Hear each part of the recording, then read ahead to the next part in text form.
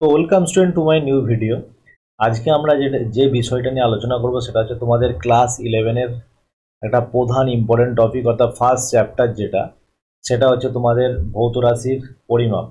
তো সেই চ্যাপ্টারের বিশেষ ইম্পর্টেন্ট যে টপিক অর্থাৎ ডাইমেনশন অ্যানালাইসিস, যেখান দিয়েই বেশিরভাগ কোশ্চেনই তোমাদের ক্লাস 11-এ ফার্স্ট টপিক এই জায়গাটা থেকে পড়ে।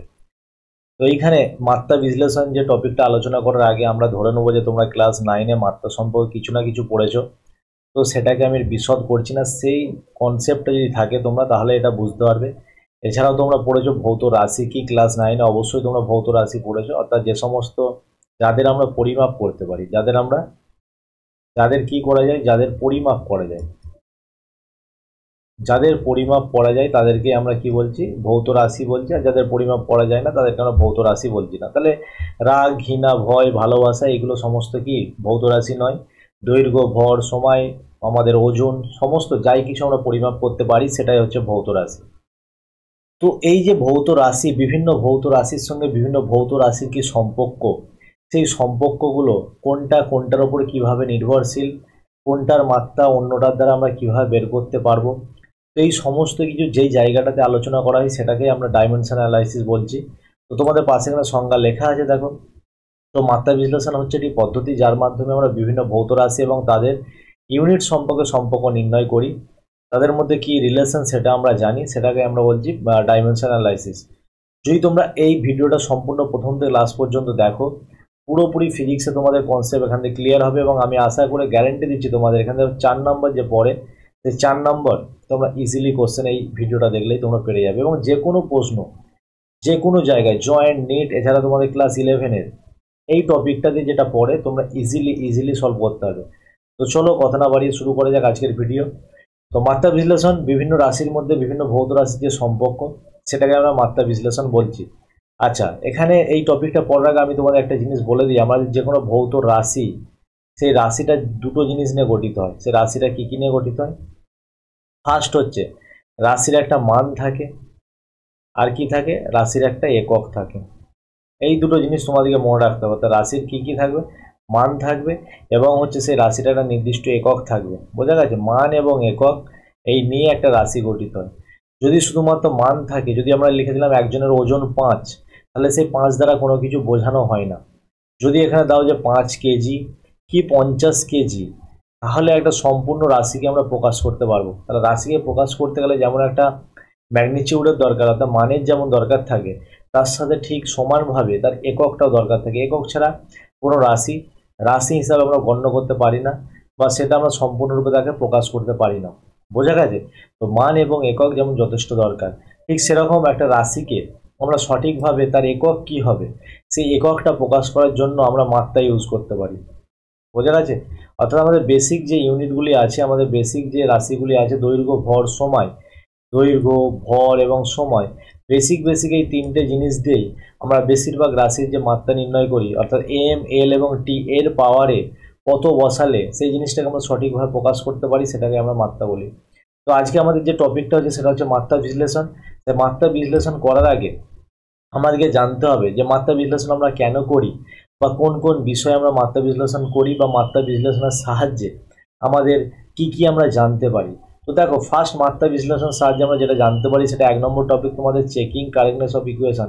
কোনো সমীকরণ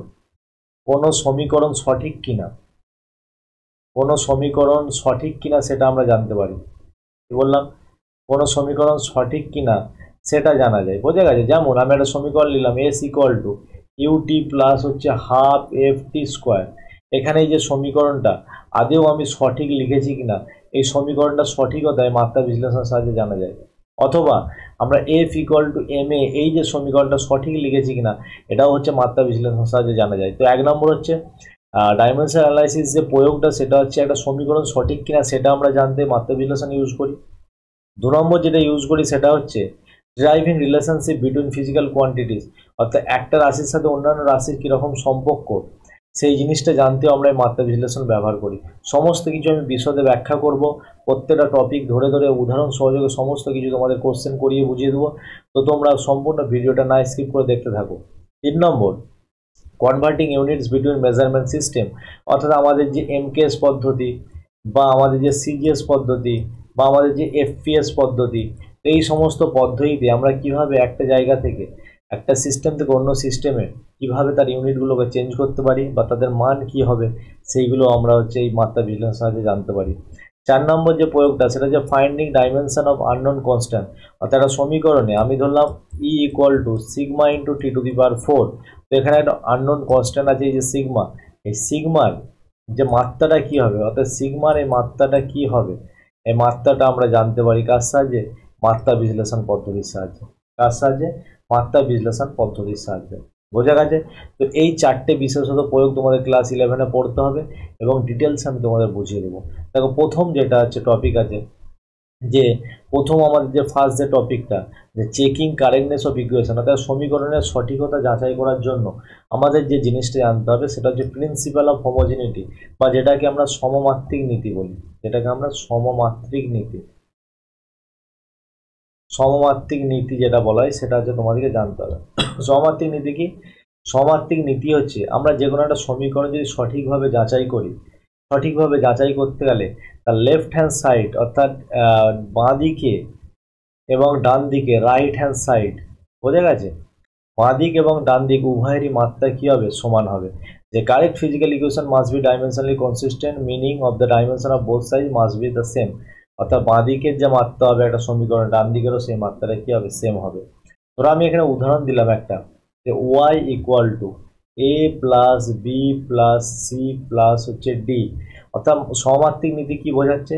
যদি এই ওয়াইয়ের মাত্রাটা, যদি এই ওয়াইয়ের মাত্রাটা আমি ধরি এল যদি হয়, অর্থাৎ এটা যদি শুধু দৈর্ঘ্যের মাত্রা হয়, তার মানে এই পুরো এ এর মাত্রাটা হয়ে যাবে এল, পুরো বি এর মাত্রাটাও এখান থেকে হয়ে যাবে এল, পুরো সি এর মাত্রাটাও হয়ে যাবে এল, পুরো ডি এর মাত্রাটাও হয়ে যাবে এল। বোঝা গেছে? তাহলে এটাই হচ্ছে প্রিন্সিপাল অফ হোমোজিনিটি। অর্থাৎ যে কোনো সঠিক সমীকরণের দুদিকের উভয় দিকের লেফট হ্যান্ড সাইড বাম পক্ষ এবং ডান পক্ষ উভয়ের মাত্রা কী হবে? সেম হবে। আচ্ছা, যদি এরকম প্লাস প্লাস আকারে লিখলাম তাহলে স্যার উভয়ের মাত্রা কি সেম হবে? হ্যাঁ, অবশ্যই সেম হবে।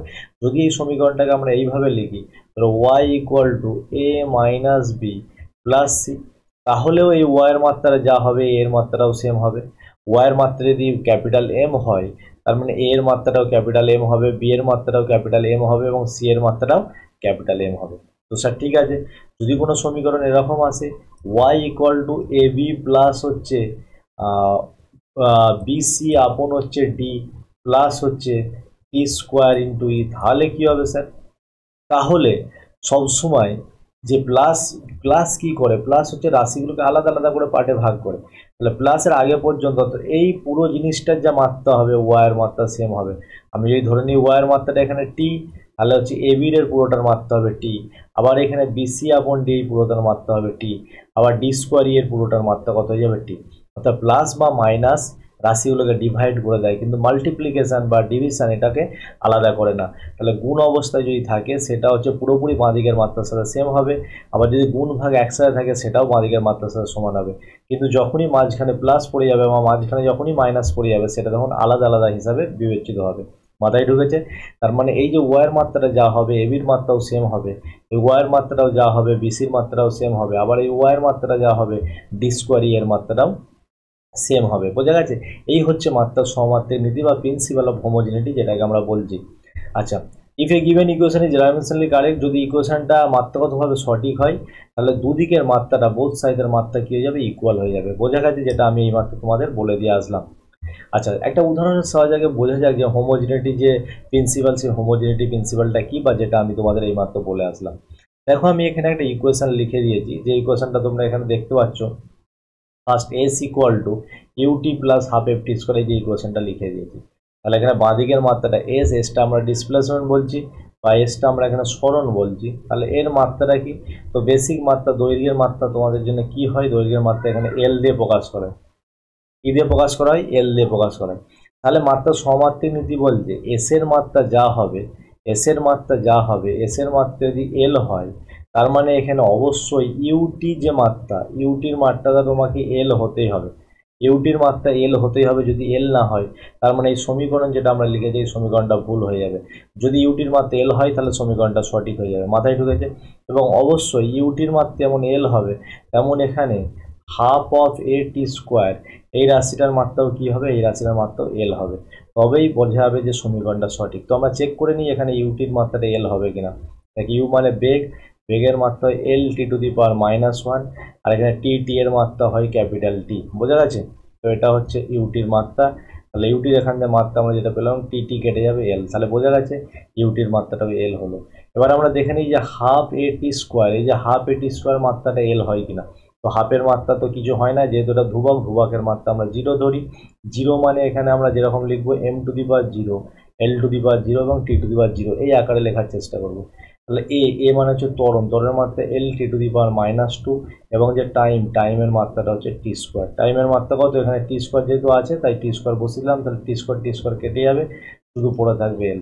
তাহলে এখান থেকে হাফ এ টি স্কোয়ার, এর যে মাত্রাটাও আমরা কত পেয়ে গেলাম এল, ইউটি এরও মাত্রা এল পেয়ে গেলাম, এবং এস বা সরণ এর মাত্রাটাও এল পেয়ে গেলাম। তাহলে আমরা বলতে পারি লেফট হ্যান্ড সাইডের যা মাত্রা আছে রাইট হ্যান্ড সাইডের প্রত্যেকটা রাশির মাত্রা হচ্ছে সেম আছে। রাইট হ্যান্ড সাইড বলতে এই পুরো পুরো u t plus half f t square নয়, পুরো u t plus half f t square এই পুরোটা নয়, অর্থাৎ প্লাসের আগে পর্যন্ত যে টার্মগুলো আছে, তার মানে ইউটি একটা আলাদা term, half f t square একটা হচ্ছে আলাদা টার্ম, বা হাফ এ টি স্কোয়ার একটা আলাদা টার্ম। বোঝা গেছে? তো এই দুটো টার্মের মাত্রা কার মাত্রার সাথে সমান হয়ে গেল, এস এর মাত্রার সাথে সমান হয়ে গেল। তো এটাই হচ্ছে প্রিন্সিপাল অফ হোমোজিনিটি। বোঝা গেছে? কারণ আমরা এখন ডাইমেনশন অ্যানালাইসিস পড়তে যাবো, সেখানে আমাদেরকে প্রিন্সিপাল অফ হোমোজিনিটি অবশ্যই জানতে হবে। তো নেক্সট দেখো যে ডাইমেনশন অ্যানালাইসিস এর যে প্রথম যেটা ছিল সেটা হচ্ছে চেকিং কারেক্টনেস অফ ইকুয়েশন, যে এটার সাহায্যে ডাইমেনশন অ্যানালাইসিস বা মাত্রা বিশ্লেষণের সাহায্যে আমরা কি করতে পারি, কোনো সমীকরণটা সঠিক কিনা জানতে পারি। আমরা কি বললাম, সমীকরণ আমরা সঠিক কিনা সেটা আমরা যাচাই করব, সঠিক কিনা সেটা আমরা দেখব। বোঝা গেছে? তো ফার্স্ট আমি তোমাদের একটা উদাহরণ দিয়েছি, একটা হচ্ছে এক্সাম্পল হচ্ছে ফার্স্ট যে উদাহরণটা আছে সেটা হচ্ছে কাইনেটিক এনার্জি অফ ইকুয়েশন, একটা বস্তুর গতিশক্তি কত। তো গতিশক্তি আমরা প্রত্যেকেই জানি, কাইনেটিক এনার্জিকে আমরা ই দিয়ে প্রকাশ করি, সেটা হচ্ছে হাফ এম ভি স্কোয়ার। এবার অনেকে বলছে স্যার আমি হাফ এম ভি স্কোয়ার লিখবো না, অনেকে বলছে আমি হাফ এম ভি কিউ লিখবো। তো চেক করে দেখা যাক কোন জিনিসটা ঠিক, হাফ এম ভি স্কোয়ার এটা ঠিক না হাফ এম ভি কিউব এটা ঠিক। যদি এটা ঠিক হয় তাহলে উভয় পক্ষের কি হতে হবে, মাত্রাটা সেম হতে হবে, আর যদি এটা ঠিক হয় তাহলে এটার সাথে উভয় পক্ষের মাত্রাটা সেম হতে হবে। তাহলে এটাই আমরা চেক করে দেখবো যে কোন ইকুয়েশনটা এক্ষেত্রে সঠিক। তো দেখো ফার্স্ট যে ইকুয়েশনটা আমি ধরে নিয়েছি, একজন বলছে স্যার কাইনেটিক এনার্জি ই কে আমরা প্রকাশ করব, কাইনেটিক এনার্জি ই কে প্রকাশ করব হাফ এম ভি স্কোয়ার দিয়ে। একজন বলছে না স্যার আমরা কাইনেটিক এনার্জিকে প্রকাশ করব হাফ এম ভি কিউ দিয়ে। তো এদের মধ্যে কোন জিনিসটা সঠিক সেটাই হচ্ছে আমরা যাচাই করে দেখব কোন জিনিসটা সঠিক। দেখো তার জন্য আমরা এটা বর্ডার করে দিলাম দুটো এখানে। তো প্রথমটার ক্ষেত্রে যদি আমরা চেক করি ই এর মাত্রা হচ্ছে, ই হচ্ছে শক্তি, কাইনেটিক এনার্জি বা শক্তির মাত্রা হচ্ছে M L square T to the power -2।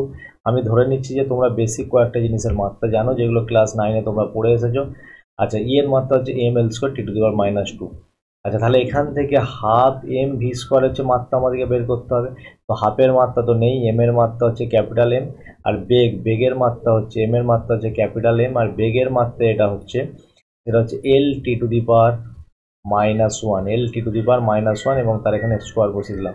তাহলে পুরো জিনিসটা যদি একসাথে লিখি আমরা M L square T to the power -2, তাহলে যদি লক্ষ্য করে দেখো যে ই এর যা মাত্রা সেটা কোন মাত্রার সাথে সমান হয়ে যাচ্ছে, হাফ এম ভি স্কোয়ার এর মাত্রার সাথে সমান হয়ে যাচ্ছে। যেহেতু লেফট হ্যান্ড সাইডের যা মাত্রা ইকুয়াল টু রাইট হ্যান্ড সাইডের মাত্রা সমান, তাহলে আমরা কি বলতে পারি যে e equal to half M V square, এই ইকুয়েশনটা সঠিক। তো এটা সঠিক, তার মানে এই যে ইকুয়েশনটা আমরা লিখেছি এই ইকুয়েশনটা হচ্ছে সঠিক। এবার যে ছাত্রটা বলেছিল যে স্যার আমরা e equal to half M v q লিখবো, তো এটা চেক করে দেখা যাক এটার মাত্রা সমান কিনা। তো আমরা ই এর মাত্রা কি জানি, তো ই এর মাত্রা আমরা প্রত্যেকে জানি, ই এর মাত্রা হচ্ছে এখানে M L square T to the power -2। আচ্ছা, ভি এর মাত্রা কত, এই পুরোটা হচ্ছে হাফ এম ভি কিউব, এর মাত্রাটা কত হবে, হাফের মাত্রা তো আমরা 0 ধরা হয়, এম এর মাত্রা হচ্ছে ক্যাপিটাল এম, একে আলাদা করে লিখে দিলাম। ভি এর মাত্রা হচ্ছে L T to the power -1, তার পুরোটার হোল কিউব আছে, তাহলে এর মাত্রাটা হয়ে যাবে এখান থেকে M L to the power cube T to the power -3। তাহলে এটা যদি লেফট হ্যান্ড সাইড হয়, এটা যদি রাইট হ্যান্ড সাইড হয়, তাহলে এখানে কিন্তু লেফট হ্যান্ড সাইডের যে মাত্রা সেটা not equal to right hand সাইডের মাত্রা। বোঝা গেছে? তার মানে এই ইকুয়েশনটা ভুল, এই ইকুয়েশনটা সঠিক। তাহলে আমরা যেটা শিখেছিলাম মাত্রা বিশ্লেষণের সাহায্যে, প্রথম যে জিনিসটা আমরা বললাম যে একটা ইকুয়েশন বা একটা সমীকরণ সঠিক কিনা আমরা যাচাই করি, তো মাত্রা বিশ্লেষণের সাহায্যে আমরা দেখতে পাচ্ছি একটা ইকুয়েশন অবশ্যই সঠিক। তার পরবর্তী ক্ষেত্রে যদি সেকেন্ড উদাহরণের দিকে আমরা যাই, 2 নম্বর উদাহরণ এখানে আমরা দেখব time period of a simple pendulum, অর্থাৎ simple pendulum T equal to 2 π × √L/g, এই জিনিসটা সঠিক কিনা। তো দেখো টি এর মাত্রা কি, টি মানে টাইম, তো টাইমের মাত্রা টাইম টি হবে। আচ্ছা 2π হচ্ছে ধ্রুবক, এর মাত্রাটা কত, এর মাত্রা হচ্ছে 0, 2π এর মাত্রা হচ্ছে আমরা 0, এর মাত্রা কোনো ধরি না। তাহলে এইবার আমরা দেখবো L/g এর মাত্রাটা কত বেরোয়। তাহলে √, এল এর মাত্রা দৈর্ঘ্য ক্যাপিটাল এল, এবং জি মানে হচ্ছে অভিকর্ষ ত্বরণ, জি মানে হচ্ছে ত্বরণ, কি ত্বরণ, অভিকর্ষ ত্বরণ। তাহলে এর মাত্রা কত যাবে, L(t⁻²), তাহলে এখানে বসেছি L(t⁻²).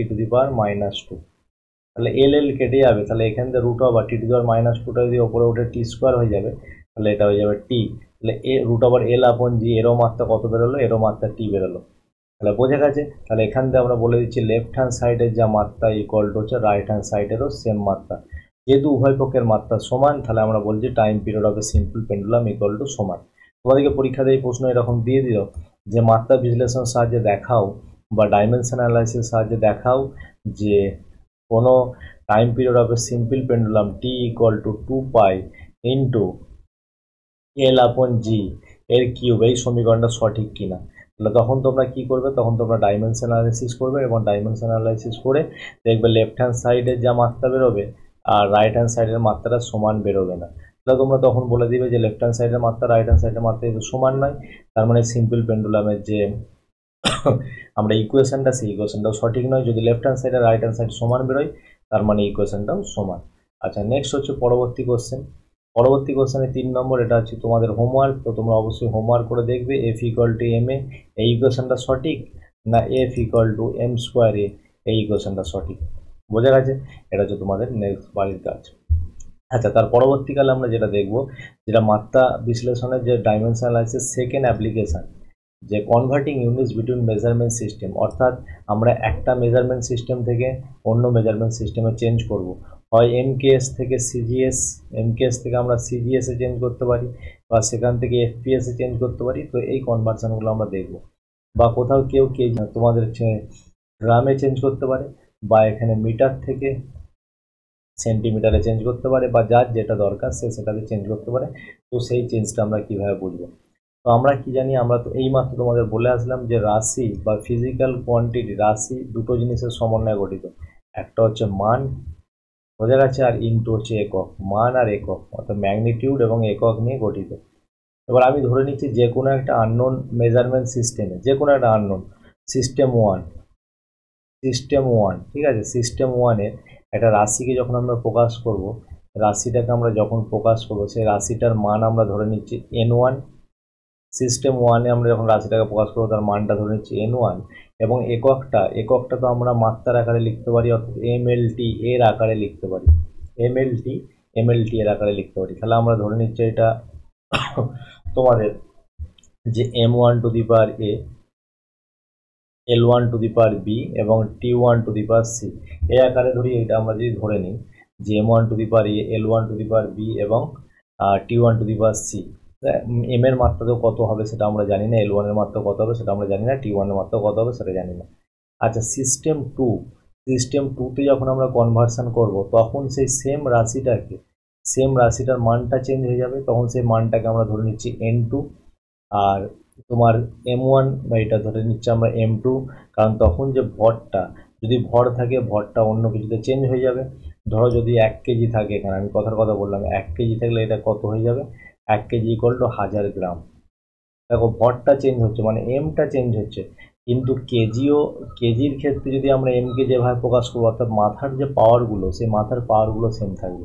n2 m⁴a L2⁴b এবং T2⁴c।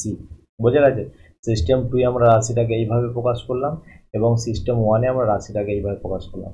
তবে আমরা যেইভাবেই প্রকাশ করি না কেন, রাশি সেম, দুটো রাশি তো একই থাকে। তাহলে সেম দুটো রাশি যখন একই থাকে, তাহলে আমরা এক্ষেত্রে লিখবো, দেখো m1 L1⁴ b এবং হচ্ছে T1⁴c, এটা equal to n2 m two the power a, l two the power b এবং t two the power c। বোঝা গেছে? এখান থেকে আমাদেরকে কার মান জানতে হবে? n2, মানে দ্বিতীয় যেটা আমরা চেঞ্জ করব সেই দ্বিতীয় n2 এর মানটা আমাদেরকে বের করতে হবে। তাহলে n2 এর ফর্মুলা আমরা কি পাবো? n2 এর ফর্মুলা আগে যে মানটা ছিল ইনটু m1 আপন হচ্ছে m2 তার পাওয়ারে a, সেম টু সেম হয়ে যাবে l1 আপন l2, l1 আপন l2 তার পাওয়ারে b ইনটু t1 আপন t2 তার পাওয়ারে হচ্ছে c। তো এই ফর্মুলাটা আমাদেরকে মনে রাখতে হবে এবং এই ফর্মুলাটা মনে রেখে আমাদেরকে এই জিনিসটা পরিবর্তন করতে হবে। বোঝা গেছে? এই ফর্মুলাটা আমাদেরকে মনে রেখে এই জিনিসটাতে পরিবর্তন করতে হবে। তো চলো এটারই আমরা অ্যাপ্লিকেশন করে নিই। প্রথম একটা উদাহরণের সাহায্যে আমরা বুঝে নিই যে আমি তোমাদের একটা এক্সাম্পল দিয়েছি যে স্পিডটাকে আমাদেরকে কিলোমিটার পার আওয়ার থেকে মিটার পার সেকেন্ডে চেঞ্জ করতে হবে। তো এটা চেঞ্জ করার আগে ফার্স্ট আমাদেরকে জানতে হবে সেটা হচ্ছে ভি এর মাত্রা জানতে হবে। ভি এর মাত্রা, তো স্পিডের মাত্রা হচ্ছে L T to the power -1, V এর মাত্রা হচ্ছে L T to the power -1। বোঝা গেছে? তাহলে আমরা যদি এখানে যদি ভ্যালুটা n1 থাকে মানটা, এখানে যদি মানটা n2 থাকে, তাহলে আমরা কি লিখতে পারি? n2 equal to n1 m1 আপন m2 তার পাওয়ারে হচ্ছে a, এখানে l1 আপন l2 তার পাওয়ারে হচ্ছে b এবং হচ্ছে t1 আপন হচ্ছে t2 তার পাওয়ারে হচ্ছে c। দেখো আবার ভিটা যেহেতু এম এর ওপর নির্ভরশীল নয়, তাহলে আমরা কি লিখে দিচ্ছি? n1, এখানে m1 m2 এর পাওয়ারে কত বসিয়ে দিচ্ছি? 0। যেহেতু এম এর ওপর নির্ভরশীল নয় তাহলে ভি এর মাত্রাতে এম এর পাওয়ার কত? এম এর পাওয়ার 0। আচ্ছা l1টা কিসে আছে? l1টা কিসে আছে? কিলোমিটারে। দেখো l1টা কিসে? কিলোমিটারে। l1টা আছে কিলোমিটারে আর l2 দৈর্ঘ্যটা আমাদেরকে কিসে করতে হবে? মিটারে। তাহলে l1টা আমরা বসিলাম 1 কিলোমিটার আর l2টা আমরা বসিলাম 1 মিটার। আচ্ছা এখানে এল এর পাওয়ার কত? এই যে ভি এর মাত্রা আমরা লিখেছি, এখানে লক্ষ্য করে দেখো এল এর মাত্রা হচ্ছে 1, এল এর মাত্রা কত? এল এর মাত্রা হচ্ছে 1, তাহলে বি এর মান আমরা 1 বসিয়ে দিলাম। কত বসালাম? 1। আচ্ছা টি ওয়ানটা ঘন্টায় আছে, তাহলে 1 আওয়ার, টি ওয়ানটা হচ্ছে 1 আওয়ার আর টি2টা কিসে করতে হবে? সেকেন্ডে, তাহলে এটা হচ্ছে 1 সেকেন্ড। আচ্ছা সি এর মাত্রা কত আছে? এখানে -1, ভালো করে খেয়াল করে দেখো সি এর মাত্রা কত আছে? -1। আচ্ছা তাহলে n1, এখানে আমরা n1 রেখে দিলাম, দেখো এটা হয়ে যাবে 0। 1 কিলোমিটার থেকে মিটারে যখন আমরা চেঞ্জ করব, 1 কিলোমিটার সমান কত? 1 কিলোমিটার ইকুয়াল টু হয়ে যাবে 1000 মিটার আর এখানে 1 মিটার, এটা ইন্টু এত। 1 আওয়ার মানে হচ্ছে 3600 সেকেন্ড আর নিচে হয়ে যাবে 1 সেকেন্ড, তারপরে -1, তাহলে হচ্ছে n1 দেখো এখানে মিটার কেটে গেলে এইটায় কত থাকবে? 1000 থাকবে ইনটু, আচ্ছা এটা -1 তো সেকেন্ড কেটে যাবে, তাহলে এটা হচ্ছে 1/3600। কত হয়ে যাবে? এটা হয়ে যাবে 1/3600।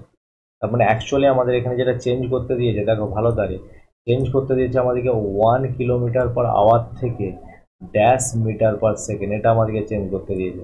তাহলে তোমরা এখানে দেখে বলো, এখানে n1 এর যে ভ্যালু এটা 1, n1 এর ভ্যালু কত? 1।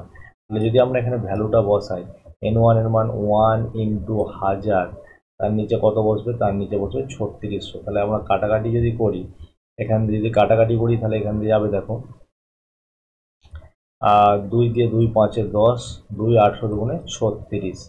তাহলে n2 যে ভ্যালুটা আমরা পেয়ে যাব, এখান থেকে কাটাকাটি যাবে না, n2 মান পেয়ে যাবো আমরা 2 5 পাবো 18। তার মানে এখানে আমাদের ফাইনাল অ্যান্সার বেরোলো 1 kilometre per second equal to n2 মান হচ্ছে 5 18 এত মিটার পার সেকেন্ড, অর্থাৎ 1 kilometre per second equal to 5/18 এত মিটার পার সেকেন্ড। বোঝা গেছে? তাহলে এই ফ্যাক্টরটা দিয়ে আমাদেরকে গুণ করতে হবে। খুবই ইজি মেথড ছিল। ফার্স্ট হচ্ছে এটা মেন বেসিক জিনিসটা কি? বেসিক জিনিসটা হচ্ছে তোমাদেরকে ভি এর মাত্রাটা জানতে হবে। ভি এর মাত্রা যদি না জানো তাহলে তোমরা এই অঙ্কটা করতে পারবে না। বোঝা গেছে? যে বিষয়টা নিয়ে আলোচনা করবো সেটা হচ্ছে তোমাদের এক্সাম্পল 2 এতে যেটা বলেছে সেটা হচ্ছে তোমাদেরকে কনভার্ট করতে হবে 1 জুল থেকে আরকে। বোঝা গেছে?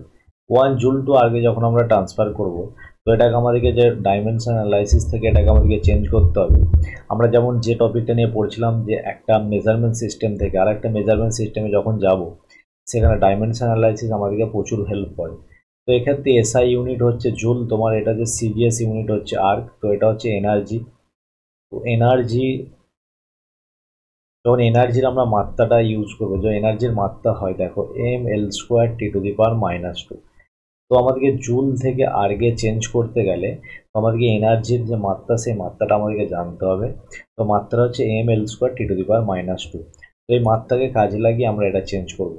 দেখো, তাহলে আমাদেরকে যে 1 জুল মানে কত আর্গ যখন বের করব, তাহলে সেটা আমরা জানি কি N2 আমরা প্রমাণ করে এসেছি, N2 = N1। এখানে কি হয় তোমাদের M1 আপন হচ্ছে M2⁴ L1 হচ্ছে L2⁵ এবং হচ্ছে T1/T2⁵C। তো তোমরা এখানে লক্ষ্য করলে দেখতে হবে N1 আমরা এখন N1 রাখছি, পরে চেঞ্জ করব। M1 এখানে M এর ঘাত কত, M এর ঘাত কিছু নেই মানে 1 আছে, তার মানে A এর ভ্যালু কত, এক্ষেত্রে A এর ভ্যালু হচ্ছে 1। B এর ভ্যালু হচ্ছে কত, B এর ভ্যালু হচ্ছে L এর ঘাত, L এর ঘাত হচ্ছে 2, আর C এর পাওয়ার হচ্ছে -2। তো এটা আমি সাইডে লিখেই দিলাম। তাহলে M1 দেখো, এবার জুলটা যে শক্তির একক, এখানে M1 এমটা আমরা কি শক্তি, এমটাকে আমরা কিসে ট্রান্সফার করব, যখন জুল থেকে যখন আর্গে আমরা যাব, দেখো শক্তি হিসাবে আমরা কি বলতে পারি, শক্তি ইকুয়াল টু, এটাকে তোমরা ছোট ছোট টার্মে ভেঙে নাও, ঠিক আছে। ছোট ছোট টার্মে যখন ভাঙবো, এখানে এসআই ইউনিটের ক্ষেত্রে এমটা কিসে হবে, এসআই ইউনিটের ক্ষেত্রে এমটা তোমার হয়ে যাবে ভর হয়ে যাবে কেজিতে, আর এখানে M2টা কিসে হয়ে যাবে, M2টা হয়ে যাবে তোমাদের গ্রাম। আচ্ছা, L1টা কিসে হয়ে যাবে, L1টা হয়ে যাবে মিটার, এবং L2টা কিসে হয়ে যাবে সেন্টিমিটার, আর T1 তো দুটোই সেকেন্ডে থাকবে। তাহলে প্রথমটাতে আমরা যখন কেজি বসাবো, এখানে বসিয়ে দেবো 1 কেজি। আচ্ছা, M2টা বসিয়ে দেবো 1 গ্রাম। আচ্ছা, এর পাওয়ার, এ মানে কত, এ মানে 1। L1 হচ্ছে মিটার, এটা হয়ে যাবে 1 মিটার, নিচে হয়ে যাবে 1 সেন্টিমিটার। বি মানে কত, বি মানে হচ্ছে স্কোয়ার। আর T1 মানে কত হয়ে যাবে তোমাদের, এটা সেকেন্ডে। আর T2টাও কিছু হয়ে যাবে, T2টা হচ্ছে সেকেন্ডে। সির মান কত, -2। তাহলে এখানে N1 মানে কত জুল দেওয়া আছে, এখানে দেখতে পাবে তোমরা 1 জুল। তো N1টাও আমি লিখে দিচ্ছি, N1 তো এখানে 1। N1 যখন কিছু না দেওয়া থাকবে তখন N1টা তোমাদেরকে 1 হয়ে যাবে। যদি বলতে এটা 7 জুল মানে কত, তার মানে তখন N1 এর মান 7 হতো, কিন্তু এখানে N1 হচ্ছে 1। আচ্ছা, কিলোগ্রাম যে কোনো একটাতে আমরা ট্রান্সফার করলাম, 1 কেজি মানে হচ্ছে 1000 গ্রাম, তাহলে এখানে আমরা 1000 গ্রাম বসিয়ে দিলাম, নিচে হচ্ছে 1 গ্রাম বসিয়ে দিলাম। আচ্ছা, 1 মিটার মানে কত সেন্টিমিটার, আমাদের 1 মিটার সমান 100 সেন্টিমিটার। তো দেখো এখান থেকে 1 মিটার মানে কত সেন্টিমিটার, 100 সেন্টিমিটার, আর নিচে হচ্ছে 1 সেন্টিমিটার পড়ে আছে, তার হোল স্কোয়ার। তো সেকেন্ড সেকেন্ড কেটে গিয়ে এর পাওয়ারটা কত যাবে, এটা 1 হয়ে যাবে। আচ্ছা, এখানে গ্রাম গ্রাম কেটে যাবে, সেন্টিমিটার সেন্টিমিটার কেটে যাবে, তাহলে এখানে যেটা পড়ে থাকবে এটা হচ্ছে 1000। আর 100 যদি স্কোয়ার করি, এখানে কটা শূন্য হয়ে যাবে তোমাদের, 4টে শূন্য। তাহলে এখানে টোটাল আমাদের শূন্যের সংখ্যা যে 7টা, 10⁷। তাহলে N2-র যে ভ্যালু, আমরা N2-র ভ্যালু কত পাচ্ছি, N2-র ভ্যালু পাচ্ছি আমরা 10⁷। তাহলে আমরা এখানে লিখতে পারি 1 জুল ইকুয়াল টু 10⁷ আর্গ। বোঝা গেছে, তাহলে আমরা যে ফাইনাল ভ্যালুটা কত পেলাম, 1 জুল ইকুয়াল টু 10⁷ আর্গ। তো দেখতেই পাচ্ছ তোমরা, মাত্রা বিশ্লেষণ পদ্ধতির সাহায্যে আমরা কি সহজে একটা মেজারমেন্ট সিস্টেম থেকে অন্য মেজারমেন্ট সিস্টেমে চেঞ্জ করছি। তো এইটা হচ্ছে মাত্রা বিশ্লেষণের খুব সরিয়া, বোঝা গেছে। এরপর আমরা যেটা করব সেটা হচ্ছে conversion force from newton to dyne. তো ফোর্সটাকে আমরা চেঞ্জ করব, নিউটন থেকে কোথায় যাব, নিউটন থেকে ডাইন। তো ফোর্স, সবার আগে ফোর্সের আমাদেরকে মাত্রা বের করে নিতে হবে। ফোর্সের মাত্রা হচ্ছে mL/T⁻²। ফোর্সের মাত্রা কি, mL/T⁻²। তো এখান থেকে যেই জিনিসগুলো আমরা জানছি, এ মানে হচ্ছে m এর পাওয়ার কত, 1। বি মানে হচ্ছে এল এর পাওয়ার কত, এল এর পাওয়ারও 1। আর সি মানে হচ্ছে টি এর পাওয়ার হচ্ছে -2। আর N1 মানে কত, 1 নিউটন, N1 মানে 1 নিউটন। তো এইগুলো আমরা জেনে নিলাম। এবার এখান থেকে আমাদের N2 বের করতে হবে। তো N2-র ফর্মুলা কি, N1/M1 হচ্ছে M2 L1 হচ্ছে L2 এবং এখান থেকে T1/T2 এখানে M1 মানে এটা আমরা কেজিতে রাখবো। সর্বদা এসআই ইউনিটে কি, নিউটনটা হচ্ছে এসআই ইউনিট, এখানে নিউটনটা আমরা কি, নিউটনটা হচ্ছে এসআই, আর ডাইনটা হচ্ছে সিজিএস। তো এসআই ইউনিটের ক্ষেত্রে আমরা ভরকে কেজিতে রাখি, আর এখানে হচ্ছে এটা হয়ে যাবে 1 গ্রাম। এর মান কত, এর মান 1। L1 এর মানে হচ্ছে তোমাদের মিটার হবে, 1 মিটার, আর L2 মানে হচ্ছে 1 সেন্টিমিটার। আচ্ছা, বি এর মান কত, বি এর মান 1। T1 মানে হচ্ছে এটা সেকেন্ড, এটা হচ্ছে সেকেন্ড। বোঝা গেছে। সি এর মানটা হচ্ছে -2, তো এটা তো কেটে যাবে, দরকার নেই। N1 এর মান হচ্ছে 1 বসিয়ে দিই আমরা। 1 কেজি মানে হচ্ছে 1000 গ্রাম, তো নিচে হচ্ছে 1 গ্রাম, গ্রাম গ্রাম কেটে যাবে।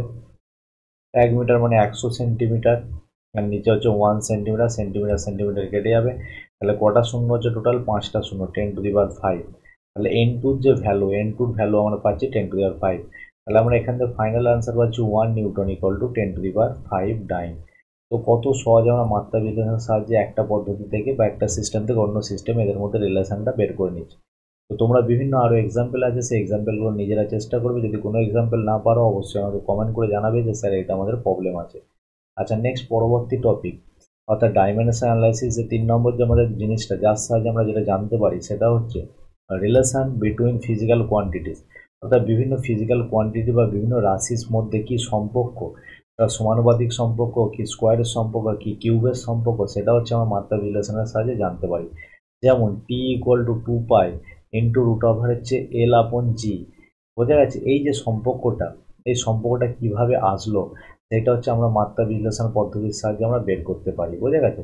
তো দেখা যাক আমরা কিভাবে এইটা, এই যে সম্পর্ক মানে একটা রাশি অন্য রাশির সম্পর্ক, সেটা কিভাবে বের করব। তো সেটা বের করতে হলে আমাদেরকে কয়েকটা ধাপ মেনে চলতে হবে বা কয়েকটা নিয়ম মেনে চলতে হবে। দেখো, প্রথম যে নিয়মটা তোমরা মানবে সেটা আইডেন্টিফাই দ্য ডিপেন্ডেন্ট ভেরিয়েবল। তো কোনটা হচ্ছে কোনটা কার ওপর ডিপেন্ডেন্ট, মানে কোনটা নির্ভরশীল চলরাশি সেটা জানতে হবে, আর কোনটা স্বাধীন চলরাশি সেটা সম্পর্কে জানতে হবে। মানে এখানে দেখো, এল যদি পরিবর্তন হয় তাহলে টি পরিবর্তন হবে, আবার জি যদি পরিবর্তন হয় তাহলে কিন্তু টি পরিবর্তন হবে। তাহলে টিটা কার ওপর নির্ভরশীল? ফাংশন অফ এল এবং ফাংশন অফ জি। তার মানে এখানে ইন্ডিপেন্ডেন্ট ভেরিয়েবল হচ্ছে এল এবং জি, দৈর্ঘ্য এবং হচ্ছে অভিকর্ষ ত্বরণ, কিন্তু ডিপেন্ডেন্ট ভেরিয়েবলকে টাইম পিরিয়ড টি। তো এইগুলো সম্বন্ধে জানতে হবে যে কোনটা কোনটার উপর নির্ভরশীল, তবে কিন্তু আমরা এদের মধ্যে সম্পর্ক বের করতে পারবো। 2 নম্বর, প্রত্যেকটা কোয়ান্টিটিকে তাদের ডাইমেনশন বা মাত্রাতে রূপান্তর করতে হবে। মানে প্রত্যেকের আমাদেরকে মাত্রাটা জানতে হবে। যদি মাত্রা না আমরা জানি, মাত্রা না জানলে মাত্রা অ্যানালাইসিস আমরা করতে পারবো না। তাহলে প্রত্যেকের মাত্রা তোমাদেরকে জানা আবশ্যক। তারপরে সমীকরণগুলোকে এই ফর্মে আমাদেরকে রাখতে হবে। তো বাঁদিকের যেটা হচ্ছে, এটা হচ্ছে তোমাদের ডিপেন্ডেন্ট ভেরিয়েবল, তো এটা হচ্ছে ডিপেন্ডেন্ট ভেরিয়েবল, আর এই দিকেরগুলো সমস্ত ইন্ডিপেন্ডেন্ট ভেরিয়েবল। বোঝা গেছে। তো বাঁ দিকের যেটা সেটা হচ্ছে ডিপেন্ডেন্ট ভেরিয়েবল, এবং ডান দিকেরগুলো সমস্ত ইন্ডিপেন্ডেন্ট ভেরিয়েবল। এইরকমভাবে আকারে প্রকাশ করতে হবে। তারপর প্রত্যেকে এম এর পাওয়ার, প্রত্যেকে এল এর পাওয়ার এবং প্রত্যেকে টি এর পাওয়ারগুলো আমরা সমান করব। সমান করে আমরা এদের মধ্যে একটা সম্পর্ক পেয়ে যাব। দেখো, equate the dimension on both side মানে এম এর পাওয়ারে যেটা আছে এবং এল এর পাওয়ারে যেটা আছে এবং হচ্ছে টাইমের পাওয়ারে যেটা আছে, সেই পাওয়ারগুলোকে আমরা কি করব, পাওয়ারগুলোকে সমান করব। এবং প্রত্যেকের যে পাওয়ারগুলোকে বাঁ দিকের সাথে ডান দিক, অর্থাৎ লেফট হ্যান্ড সাইডের সাথে যদি আমরা রাইট হ্যান্ড সাইডটা সমান করি, তাহলে সেখান থেকে প্রত্যেকের ভ্যালু পাবো। প্রত্যেকের ভ্যালু পেয়ে আমরা এখানে বসিয়ে দেবো এরকম সমীকরণে। বসিয়ে দিলে আমরা সেখান থেকে রিলেশন পেয়ে যাব। তো এইভাবে আমরা বিভিন্ন ফিজিক্যাল কোয়ান্টিটির সাথে আমরা সম্পর্ক নির্ণয় করব। তো প্রথম এক্সাম্পল চলা যাক। প্রথম যে ফার্স্ট এক্সাম্পল বলছে time period of a simple pendulum, অর্থাৎ আমাদেরকে সিম্পল পেন্ডুলামের যে টাইম পিরিয়ড সেটা আমাদেরকে নির্ণয় করতে হবে। তো সেটা আমরা কিভাবে নির্ণয় করব? তো সেটা নির্ণয় করতে গেলে তোমাদেরকে জানতে হবে যে টাইম পিরিয়ডটা কার কার ওপর নির্ভরশীল সেটা আগে জানতে হবে। টাইম পিরিয়ডটা কার কার ওপর নির্ভরশীল সেটা আগে তোমাদেরকে জানতে হবে। দেখো, সেটা জানার জন্য যে টিটা আমরা ধরে নিচ্ছি লেন্থের সাথে ব্যস্তানুপাতিক কি সমানুপাতিক সেটা তোমাদের দরকার নেই জানার। তো টি ভ্যারিসেস এল লেন্থের সাথে সম্পর্ক আছে, আবার ভ্যারিসেস জি অভিকর্ষ ত্বরণের সাথে সম্পর্কিত আছে। অর্থাৎ টিটা এল এর সাথে ডিপেন্ডেন্ট, মানে যে সরল পেন্ডুলামটা আমরা ঝোলাবো এখান থেকে, অর্থাৎ যে পেন্ডুলামটা ঝুলবে এখানে, এটা হচ্ছে তার লেন্থের সাথে এবং যে অভিকর্ষ ত্বরণটা টানছে তার উপর নির্ভরশীল। আচ্ছা, এখানে এই যে কুণ্ডলীটা যে ববটা ঝুলছে, এই ববের যদি ভর এম হয়, সে এম এর ওপর নির্ভর করে না। আচ্ছা, তবুও আমরা ধরে নিই যে এম এর ওপরও নির্ভরশীল। দেখো, এখানে আমি পয়েন্ট করে দিয়েছি, শুধু এই দুটো জিনিসের ওপর নির্ভরশীল, এম এর ওপর নির্ভরশীল নয়। আচ্ছা, আমরা তবুই ধরে নিচ্ছি টিটা এল এর ওপর নির্ভরশীল, জি এর ওপর নির্ভরশীল, এম এর ওপর নির্ভরশীল। তাহলে আমরা কেমন আকারে প্রকাশ করবো? ফার্স্ট আমরা প্রকাশ করবো অতএব টি ভ্যারিসেস। প্রথম আমরা প্রকাশ করে নেবো এরকমভাবে, T varies L to the power A, G to the power B, M to the power C. কেন প্রত্যেকের পাওয়ার কত আসবে আমরা জানি না, আমরা মাত্রা বিশ্লেষণের সাহায্যে প্রত্যেকের পাওয়ার বের করবো। টাইম পিরিয়ড প্রথমে দেখো টি এর মাত্রা, টাইম পিরিয়ডের মাত্রা হচ্ছে ক্যাপিটাল টি, এটা আমরা সবাই জানি। লেন্থ মানে হচ্ছে ডিস্টেন্স, এর মাত্রা হচ্ছে ক্যাপিটাল এল। আচ্ছা, জি হচ্ছে অভিকর্ষ ত্বরণ, এর মাত্রা হচ্ছে L T to the power -2। R M এর মাত্রা হচ্ছে তোমাদের ক্যাপিটাল এম, মানে মাস হচ্ছে ক্যাপিটাল এম। তাহলে এখান থেকে টি এর প্রত্যেকে ইউজিং ডাইমেনশন অফ বোথ সাইডের যে আমরা ডাইমেনশন, এই বোথ সাইডের ডাইমেনশনটা যে আমরা ইউজ করি, কি ইউজ করব?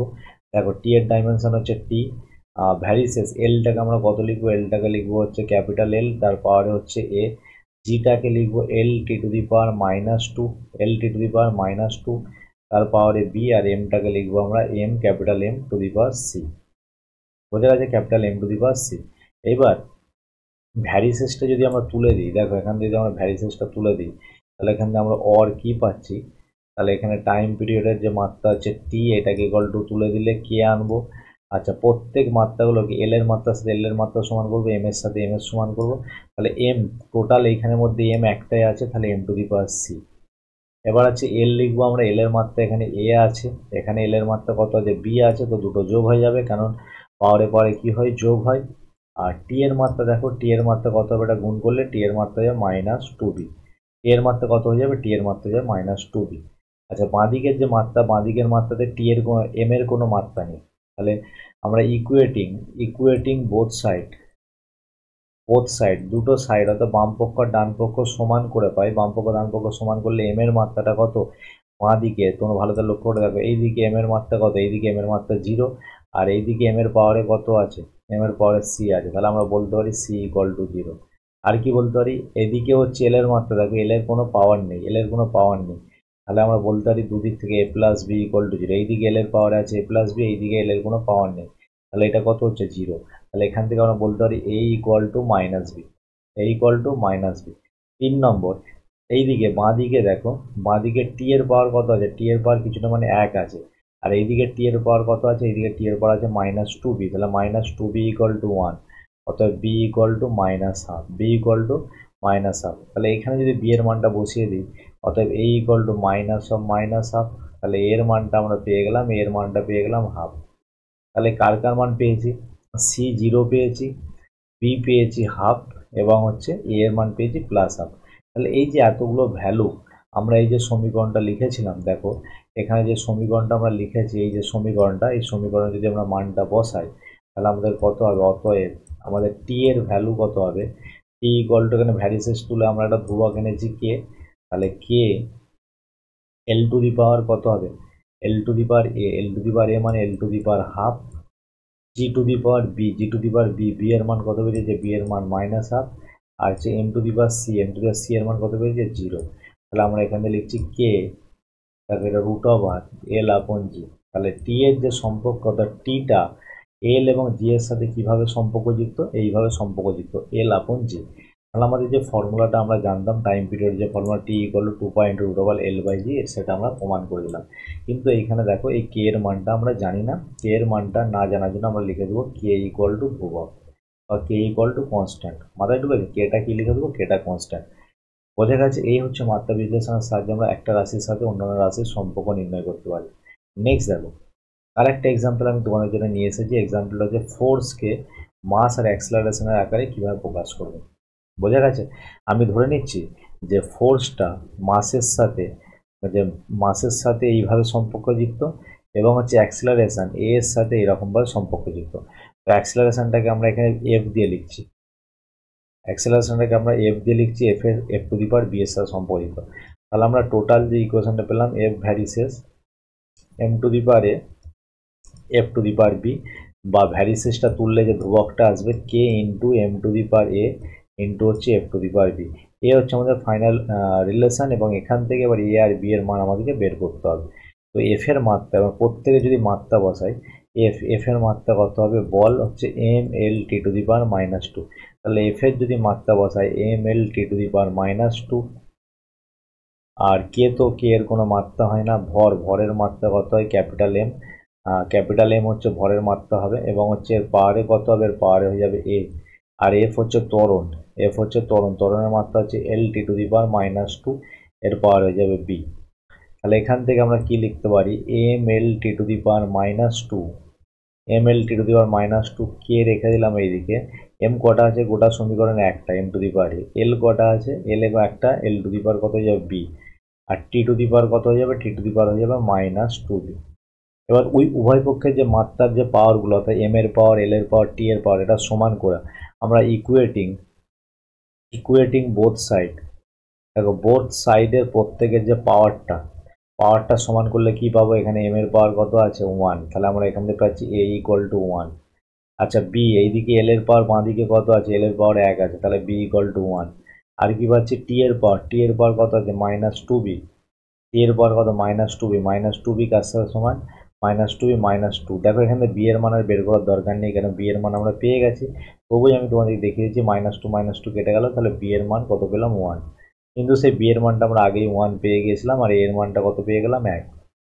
তাহলে আমাদের যে ফাইনাল যে ইকুয়েশনটা আমরা লিখে রেখেছি, এই ইকুয়েশনটা এখন কি দাঁড়ালো, তাহলে F equal to K into M to the power A এর মান হচ্ছে 1 এবং F to the power B এর মানও 1।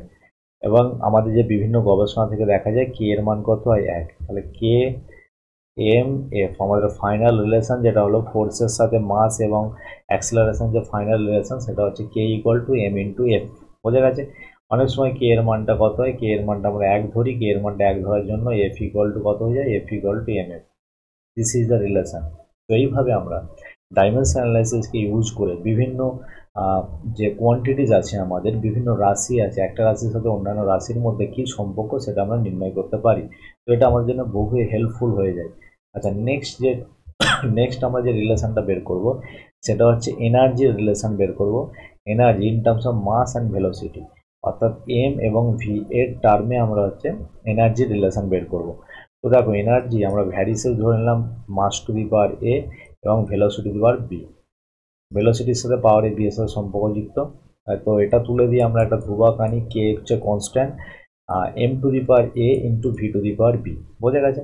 এবার প্রত্যেকের মাত্রা আমরা বসাবো। তো ই এর মাত্রা মানে শক্তির মাত্রা হচ্ছে M L square T to the power -2 into K, mass কত capital M to the power A, আর বেগ হচ্ছে L T to the power -1, L T to the power -1 to the power B. বা এখান থেকে আমরা যে ফাইনাল ইকুয়েশনটা M L square T to the power -2 equal to K, সমীকরণটা একসাথে লিখলে কত হবে, M to the power A, L to the power B আর T to the power -B. বোঝা গেছে? তো উভয় পক্ষে same to same equating both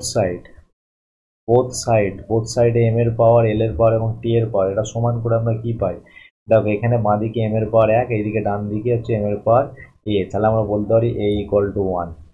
আর কি বলতে পারি, B equal to 2। B equal to কত 2। দেখো এ আর বি আমাদের অজানা রাশি ছিল, এ আর বি আমরা পেয়ে গেলাম। তাহলে এবার যে এনার্জিটা যেটা আমরা লিখেছিলাম, এই দেখো এনার্জিটার ট্রান্সফর্ম রূপ কি হয়ে যাবে, তাহলে এনার্জিটা ই হয়ে যাবে, ভ্যারিসেসটা আমাদের এখানে কে নিয়েছে ধ্রুবকটা, তাহলে K into M to the power এর মান বেরিয়েছে 1 আর V to the power square, B এর মানটা কত বেরিয়েছে 2। তাহলে ই ইকুয়াল টু হয়ে গেল K M V square, E equal to K M V square. বোঝা যাচ্ছে? বিভিন্ন পরীক্ষা থেকে জানা যায়, তোমরা এতগুলো লিখে দিলে অ্যান্সার নাম্বার পেয়ে যাবে। যদি ফাইনাল অ্যান্সার লিখতে যাও, পরীক্ষা থেকে জানা যায়, বিভিন্ন পরীক্ষা থেকে যেটা আমরা জানতে পারি, দেখো কি জানা যায়, বিভিন্ন পরীক্ষা থেকে জানা যায় কে এর মানটা কত হয়, কে এর মানটা হাফ হয়। তাহলে E equal to half M V square. তোমরা এতদূর না লিখলেও হবে, যেখানে আমি ওপরে বক্স করে দিয়েছি, বক্স করে দিলেই তোমাদের অ্যান্সার শেষ হয়ে যাবে। বোঝা গেছে? তো এইভাবে ডাইমেনশন অ্যানালাইসিসের মাধ্যমে বিভিন্ন রাশির সাথে বিভিন্ন রাশির মধ্যে আমরা সম্পর্ক নির্ণয় করতে পারি।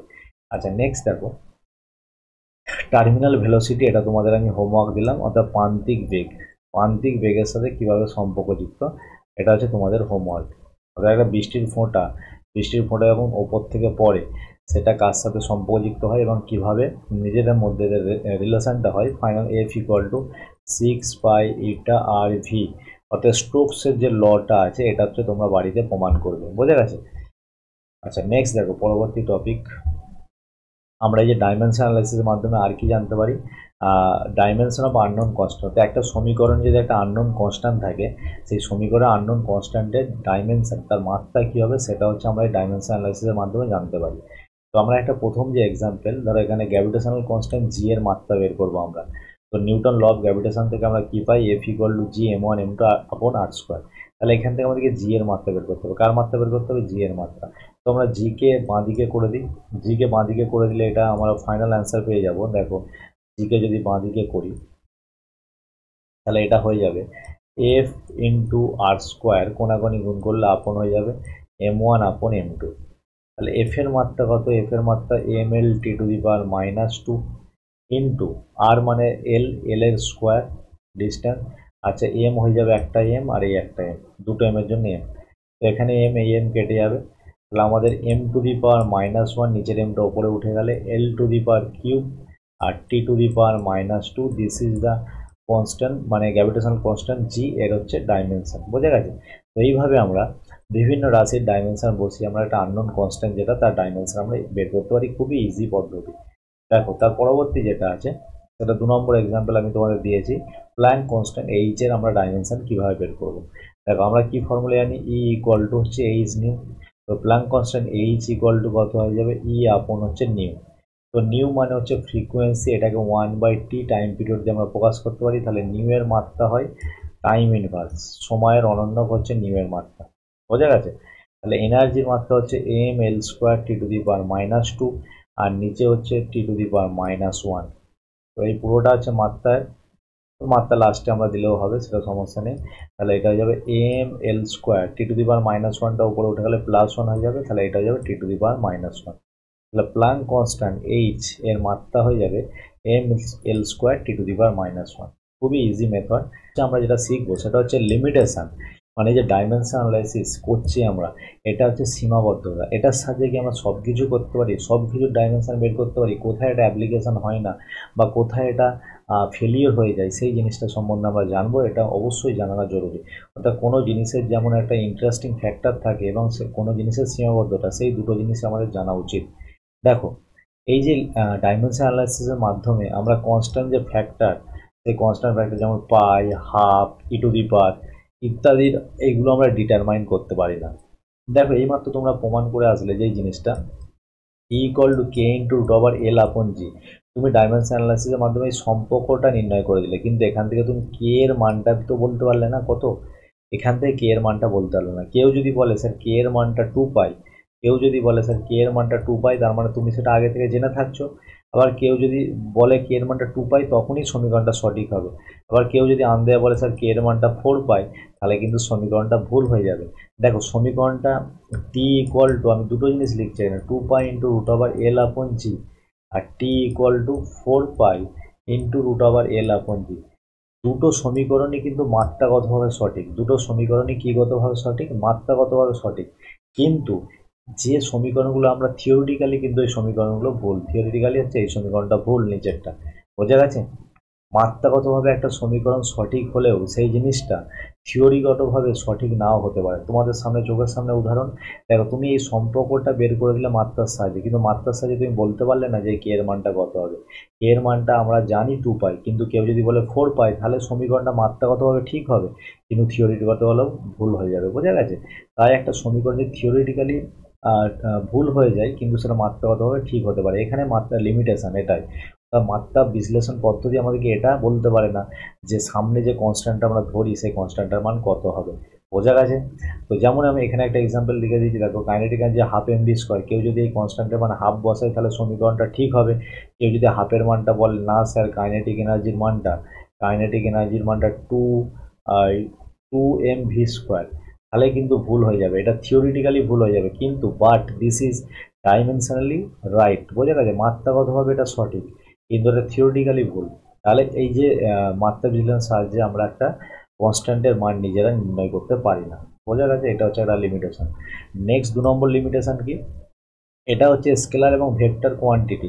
এই মাত্রা বিশ্লেষণ তোমাকে বলতে পারে না কোন রাশিটা ভেক্টর বা কোন রাশিটা হচ্ছে স্কেলার। বোঝা গেছে? 3 নম্বর যেটা হচ্ছে মোস্ট ইম্পর্টেন্ট, আমাদেরকে মনে রাখতে হবে অ্যালজেব্রিক ইকুয়েশনের ক্ষেত্রে, যে যদি কোনো কিছু ই থাকে, এটা ডাইমেনশনালি এর মাত্রা বের করা যায় না। বা সাইন ফাংশন বা সাইন অফ kx যদি এরকম কোনো টার্ম থাকে, এটারও মাত্রা কত হয় সেটা হচ্ছে মাত্রা বিশ্লেষণের পদ্ধতির সাহায্যে আমরা নির্ণয় করতে পারি না। তাই যে কোনো ফাংশন kx যে কোনো ফাংশন যদি হয়, এই রাশিটার মাত্রা হচ্ছে কত? m⁻0 l⁻0 t⁻0। মনে থাকবে। Same to same sine to the power K X যদি কোনো কিছু টার্ম থাকে, sine cos cosine any type of যে কোনো টার্ম যদি থাকে, তাহলে এই জায়গার যে টার্মটা এটার মাত্রা হয় মাত্রাহীন M to the power zero, L to the power zero, T to the power zero. এটা তোমরা মনে রাখবে, বহু পরীক্ষাতে এখান থেকে কোশ্চেন পড়ে। তোমাকে একটা ইকুয়েশন দিয়ে দিলে, যেমন এটাই দিল S A E to the power minus B of T. এখানে বি এর মাত্রা কত হবে? তো এই পুরোটার মাত্রা হয়ে যাবে M to the power zero, L to the power zero, T to the power zero. তাহলে এখান থেকে বি এর মাত্রা যদি বের করতে বলি, আমাদের বি এর মাত্রা কত হয়ে যাবে? বি এর মাত্রা হয়ে যাবে টি ইনভার্স। বি এর মান কত হয়ে যাবে? টি ইনভার্স। দেখো, যদি আমি এটাই তোমাদের এখানে প্রমাণ করে দেখাই এক সেকেন্ড, যে এসটা হচ্ছে তোমাদের, এসটা হচ্ছে স্মরণ, এসটা হচ্ছে স্মরণ, আর টিটা হচ্ছে টাইম। তাহলে বি এর মাত্রা কত? বি এর মাত্রা কত? বি এর মাত্রা কত? তো এটা কিভাবে বের করবে? কারণ স্যার শিখিয়েছিল এই যে পুরো ই টু দি পাওয়ার যে ফাংশনটা আছে, এই যে বি অফ টি, এর পুরোটার মাত্রা হয়ে যাবে মাত্রাহীন, মানে M to the power zero, L to the power zero, T to the power zero. তাহলে এখানে বি এর মাত্রাটা কত হয়ে যাবে? বি এর মাত্রাটা হয়ে যাবে 1/টি এর মাত্রা, তার মানে 1/টি এর মাত্রা হয়ে যাবে টাইম ইনভার্স। বোঝা গেছে? T to the power -1, T to the power -1। Same to same ভাবে যদি এরকম দেয় সাইন অফ ওমেগা এক্স, তাহলে এখানে ওমেগার মাত্রা যদি জানতে চাই, হোয়াট ইজ দ্য ওমেগার ডাইমেনশন, তাহলে হয়ে যাবে কত? এখান থেকে ওমেগা এক্স ইকুয়াল টু হয়ে যাবে M to the power zero, L to the power zero, T to the power zero. মাথায় ঢুকেছে? তো এরকমভাবে তোমরা সাইন ফাংশন বা E to the power function এর ডাইমেনশন তোমরা বের করতে পারবে। বোঝা গেছে? আচ্ছা, নেক্সট হচ্ছে দেখো, এই যখন ডাইমেনশন অ্যানালাইসিস আমরা পড়তে যাব, তখন আমাদের বিভিন্ন যে রাশি তার মাত্রা সম্পর্কে জানা দরকার, বা মাত্রা আমাদের মনে রাখা দরকার। মাত্রা যদি না আমরা মনে রাখতে পারি, যেমন এফ এর মাত্রা, ভি এর মাত্রা, সান্দ্রতাঙ্কের মাত্রা, বোঝা গেছে, এনার্জির মাত্রা, টাইমের মাত্রা, মাসের মাত্রা, এই সমস্ত মাত্রা যদি আমরা না জানি, তাহলে আমরা ডাইমেনশনাল ইউজটা আমরা ঠিকভাবে সঠিকভাবে করতে পারবো না। সেই জন্য আমাদের পূর্ববর্তী যে জ্ঞান, সেই পূর্ববর্তী জ্ঞানের দরকার, অর্থাৎ বিভিন্ন রাশির মাত্রা সম্পর্কে জানা দরকার। আচ্ছা, এই মাত্রা বিশ্লেষণ, যে এই যে ভেরিফাই ডাইমেনশনলেস ইকুয়েশন, এই যে ইকুয়েশনের কোনো মাত্রা নেই, সেই ইকুয়েশনটা এটা ভেরিফাই করতে পারে না। যেমন আমরা যদি খুব ক্ষুদ্র অ্যাঙ্গেল হয় থিটার জন্য, ক্ষুদ্র অ্যাঙ্গেলের জন্য আমরা সাইন থিটাকে থিটা বলতে পারি, এটা সঠিক কি ভুল, এটা হচ্ছে ডাইমেনশনাল অ্যানালাইসিসের মাধ্যমে চেক আউট আমরা করতে পারি না। বোঝা গেছে? তো এই হচ্ছে তোমাদের সম্পূর্ণ ডাইমেনশনাল অ্যানালাইসিস আমি ব্যাখ্যা করে দিলাম, যে কিভাবে কি আসছে। যদি ভিডিওটা তোমরা সম্পূর্ণ দেখো, আমি আশা করি তোমরা সম্পূর্ণরূপে কনসেপ্ট তোমাদের ক্লিয়ার হবে, এবং যত প্রশ্ন তোমরা ততগুলো প্রশ্ন সম্পূর্ণরূপে ক্লিয়ার করতে পারবে। তো ভিডিওটা দেখার জন্য তোমাদেরকে অসংখ্য ধন্যবাদ। দেখা হচ্ছে পরের দিন নেক্সট ভিডিওতে, আবার নতুন কোনো টপিক নিয়ে তোমাদের ক্লাস 11-এ। তো প্রত্যেকে সুস্থ থেকো, ভালো থেকো। জয় হিন্দ, জয় ভারত।